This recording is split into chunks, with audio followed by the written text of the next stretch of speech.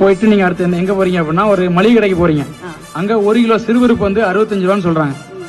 ஆனா 65 ரூபா கொடுத்து நீங்க வாங்கிடுறீங்க. ஆனா வெயிட் போட்டு பார்க்கும்போது 850 கிராம் 900 கிராம் தான் இருக்கு அப்படின்னா நீங்க என்ன பண்ணுவீங்க? கேள்வி கேட்பீங்களா? அதே மாதிரி நீங்க ரேஷன் கடைக்கு போறீங்க. 20 கிலோ அரிசி தர வேண்டிய இடத்துல 16 கிலோ 17 கிலோ அரிசி தரும்போது நீங்க அங்க என்ன பண்ணிட்டு இருக்கீங்க? வாங்கிட்டு தான் வரோம். ஆனா வந்து நாங்க அப்படிதான் தருவோம்னு சொல்றாங்க. ஆனா எங்களுக்கு என் கார்டுல 20 கிலோ அரிசி. சரி. ஆனா வந்து 18 கிலோ தான் இருக்கு. 18 கிலோ தான் போடுறாங்க. இது வரைக்கும் நீங்க கேள்வி கேட்டிருக்கீங்களா? கேள்வி இது வரைக்கும் கேட்கல. இப்ப ஏன் கேட்கல? அது என்னன்னா அது அப்படியே அவங்க என்னன்னா தந்துருக்கனால நாங்க அப்படி வந்துருக்கோம். அவ்வளவுதான். அப்படி வரக்கூடாது. இதே நீங்க காசு கொடுத்து வாங்குற பொருளுக்கு கேள்வி கேட்கறீங்களா இல்லையா? கண்டிப்பா. அப்ப இலவசமா கிடைக்கனால நீங்க கேள்வி கேட்காம இருக்கலாமா? இருக்கக்கூடாது. அது நம்மளுடைய அடிப்படை உரிமை.